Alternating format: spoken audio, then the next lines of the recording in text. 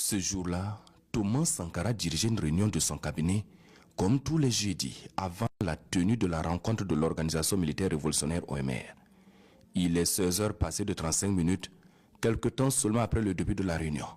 Autour de la table, le président capitaine Thomas Sankara, l'adjudant Christophe Saba, Frédéric Kiemde, Paulin Babou Bamouni, Bonaventure Compaoré, Patrice Zagré et Alouna Traoré. Pendant qu'Alouna Traoré, le seul survivant du drame de ce 15 octobre 1987, prenait la parole pour rendre compte de sa mission, un bruit abasourdissant l'interrompit. Les 5 gardes-corps du capitaine Thomas Sankara venaient d'être abattus depuis l'extérieur de la salle. C'est la fin de la réunion, car ils seront eux aussi surpris par un commando qui va sauvagement les assassiner. 13 corps zigent à l'entrée de la villa du Conseil de l'Entente, quartier général du Conseil national de la Révolution CNR. Sankara et 12 de ses compagnons venaient de passer l'arme à gauche. Un commando dirigé par un certain Yassine Kafando a mis fin à un rêve, à une Afrique libre et indépendante. La capitale burkinabé est dans la tourmente. Personne ne sait exactement ce qui s'est passé. Et tard dans la nuit de ce jeudi noir, ils seront enterrés à la sauvette au cimetière de Dagnoa à Ouagadougou.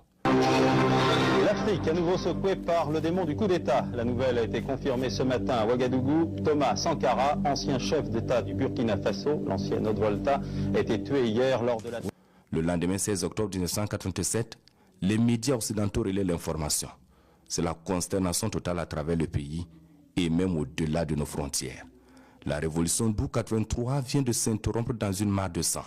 Sankara est mort et avec lui, la lutte révolutionnaire et ses idées avant-gardistes orientées vers l'émancipation des laissés pour compte et l'épanouissement du peuple burkinabé. Plus tard, l'armée délivre à sa famille un certificat de décès avec la mention mort naturelle. Blaise Compaoré, le numéro 2 de la révolution et ami du capitaine assassiné, s'autoproclame président du Faso dès le lendemain 16 octobre 1987. Il va passer 27 ans au pouvoir avant d'être chassé par la rue en 2014. Et c'est sous la transition de 2015 que le dossier sera ouvert en justice avec une dizaine d'inculpés au départ. Au finish, l'instruction est bouclée en 2019 et le tribunal militaire peut maintenant ouvrir le procès avec 23 personnes dans le viseur. 2 mandats d'arrêt internationaux émis contre Blaise Compaoré et Yassine Kafando. Le général Gilbert Guinguéré, le journaliste Gabriel Tambini et le médecin Alidou Guébré, le signataire de l'acte de décès, sont parmi les inculpés.